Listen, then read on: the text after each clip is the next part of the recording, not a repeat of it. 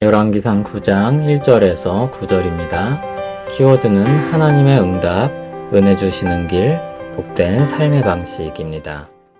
솔로몬이 여호와의 성전과 왕궁 건축하기를 마치며 자기가 이루기를 원하던 모든 것을 마친 때에 여호와께서 전에 기브온에서 나타나신 같이 다시 솔로몬에게 나타나사 여호와께서 그에게 이르시되 내 기도와 내가 내 앞에서 간구한 바를 내가 들었은즉 나는 내가 건축한 이 성전을 거룩하게 구별하여 내 이름을 영원히 그곳에 두며 내 눈길과 내 마음이 항상 거기에 있으리니 내가 만일 내 아버지 다윗이 행함 같이 마음을 온전히 하고 바르게 하여 내 앞에서 행하며 내가 내게 명령한 대로 온갖 일에 순종하여 내 법도와 율례를 지키면 내가 내 아버지 다윗에게 말하기를 이스라엘의 왕 위에 오를 사람이 내게서 끊어지지 아니하리라 한 대로 내 이스라엘의 왕위를 영원히 견고하게 하려니와 만일 너희나 너희의 자손이 아주 돌아서서 나를 따르지 아니하며 내가 너희 앞에 둔 나의 계명과 법도를 지키지 아니하고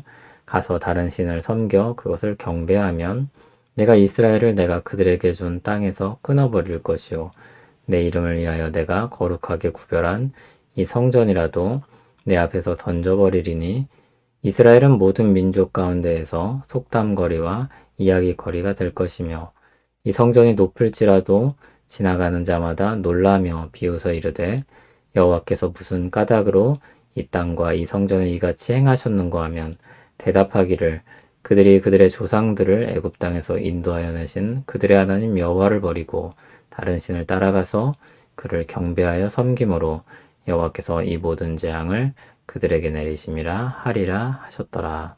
아멘. 성전 봉헌식이 끝났습니다. 오늘은 하나님이 솔로몬에게 나타나셔서 말씀하시는 장면입니다. 솔로몬이 원하는 모든 것을 마쳤다고 했습니다. 하나님께서 이전에 꿈으로 나타나셨던 것처럼 기브온에서 다시 나타나셨습니다. 3절을 보면 하나님은 그의 기도를 들으셨다고 말씀합니다. 솔로몬의 기도는 하나님께 올려졌고 하나님은 솔로몬에게 응답하십니다. 하나님은 솔로몬이 기도한 것처럼 성전을 거룩하게 구별하고 그 성전에 자기 이름을 영원히 두시겠다고 했습니다. 또 거기 하나님의 눈길과 마음이 항상 있으리라고 약속하십니다. 그리고 4절 5절을 보면 다윗처럼 순종하면 그 왕위를 끊어지지 아니하겠다고 말씀합니다. 다윗 언약에 기초한 말씀입니다. 언약은 상호간에 지킬 의무가 있습니다. 다윗의 후손은 순종을, 하나님은 보전을 의무로 언약을 맺은 것입니다. 6절 아래는 일반 백성에 대한 내용이 나옵니다. 언약을 이행할 때 하나님께서 주실 복이 있으나 언약을 어길 때 하나님께서 내릴 벌이 있습니다. 하나님으로부터 마음을 돌이켜 떠나 다른 신을 섬기고 경배한다면 하나님은 이스라엘을 약속의 땅에서 끊어버리시고 성전조차도 던져버릴 것이라고 말씀하셨습니다. 그리고 그 일이 속담과 이야기거리가 될 것이라고 했습니다. 공개적인 굴욕이 될 것입니다. 성전이 지금은 높고 아름다워서 사람들이 보고 놀라지만 불순종으로 인해 무너지고 난 후에 그 영광스러운 성전의 무너짐을 보고 사람들은 놀랄 것입니다. 그리고 그 이유가 사람들에게 폭로될 것입니다. 그것은 하나님을 배반하고 떠나 우상을 섬긴 결과라는 것을 온 세상 사람들이 알게 될 것입니다. 하나님은 기도를 들으시고 응답하십니다. 솔로몬이 드린 기도대로 성전은 하나님이 임재하시고 들으시는 곳이 됩니다. 하나님의 시선과 마음을 두십니다. 옛사람들이 신문고를 울려 자신의 억울함을 호소하고 답답함을 풀어주길 바랬던 것처럼 하나님의 성전은 하나님께서 기도를 들으시고 응답하시는 곳이 될 것입니다. 하나님의 통치가 이루어지는 곳입니다. 하나님은 그와 같이 응답하시면서 다윗 언약에 따른 복과 저주를 선언하셨습니다. 하나님께서 그렇게 조건을 달고 말씀하시는 것은 우리의 연약성 때문입니다. 하나님은 사실 약속을 하실 이유가 없습니다. 우리와 자신을 그것이 무엇이든지 묶을 필요가 없습니다. 하나님은 하나님으로서 자유롭게 무엇이든 마음대로 하실 수 있습니다. 그럼에도 연약한 우리와 약속하시는 일은 우리를 사랑하셔서 자신을 낮추시고 우리와 한 배를 탄 것처럼 함께 하시겠다는 것입니다. 하나님께서 복 주실 길을 분명히 드러내어 알리시고 그 길이야말로 복된 길이니 따라오라고 말씀하시는 것과도 같습니다. 하나님은 우리가 참으로 행복할 수 있는 길로 인도하십니다. 우리에게 행복한 길로 가게 하시고 그 길을 보전하셔서 즐거워하게 하시고 그 모든 일을 통해 영광 받으시려고 하십니다. 왜 조건적으로 복을 주실 것처럼 말씀하십니까?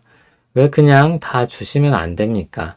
좀 비뚤어진 시각으로 보면 하나님의 말씀들이 부당하게 느껴집니다. 그러나 우리 욕망을 내려놓고 주의 깊게 살피면 하나님은 우리에게 좋은 길을 일러주시고 그 길로 가서 복을 받으라고 말씀하시는 것입니다. 하나님은 밤낮 고생하고 일궈내는 업적을 가지고 영광 받으시려고 하지 않습니다. 고통을 통해 영광 받으시려고 하지도 않습니다. 오히려 하나님은 그리스도 예수 안에서 영광 가운데 풍성한 대로 모든 쓸 것을 세우셔서 행하게 하십니다. 또 하나님은 먼저 그의 나라와 그의 의를 구하여 모든 것을 더해 주심을 약속하셨습니다. 다만 주를 따르는 길이 가진 독특한 성격 때문에 배척을 받고 고난을 당할 수 있습니다.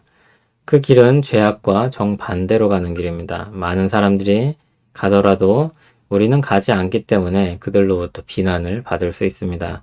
그러나 그 자체가 목적이 되어 고난으로 영광을 받으시는 것은 아닙니다. 고난이 수반될 수 있으나 그러나 그 고난을 견디고 감당하게 하셔서 결국에 영광을 받으시는 것입니다. 하나님을 향한 우리 순종은 인간 독재자를 향한 순종과는 다릅니다. 참으로 행복한 삶으로 인도하시는 은혜로우신 하나님의 방식입니다. 기도는 열심히 하면 상 주고 그렇지 않으면 벌 주겠다는 방식이 아닙니다. 복받은 백성이니 그 백성답게 살라는 방식이며 참으로 복된 삶의 방식을 적극적으로 취하여 살라는 강권하는 말씀입니다. 그것은 마치 의사가 몸을 치료하고 건강하게 사는 법을 일러주는 것과 같습니다. 선생님의 병에는 이러이러한 것은 하면 안 됩니다. 그리고 저러저러한 것을 꼭 해야 합니다. 그러면 건강하게 살 것입니다. 이와 같은 말의 방식입니다. 하나님께서 말씀을 통해 우리를 건강한 삶으로 인도하십니다. 그 말씀을 따라 행하는 우리 되길 바랍니다. 그 기쁨을 알아가고 누리길 소원합니다. 하나님을 따라가면 우리는 건강하고 안전하고 참으로 행복하며 평안할 수 있습니다. 그러나 우리 연약한 마음은 쉽게 유혹에 휘둘리고 잠깐의 쾌락에 한눈을 팔게 되곤 합니다. 모든 시대 모든 사람이 그러하듯이 우리에게도 하나님의 은혜가 전적으로 필요합니다. 주를 따르려는 우리 마음을 아시는 주께서 은혜 내려 주시옵소서. 예수님 이름으로 기도합니다. 아멘.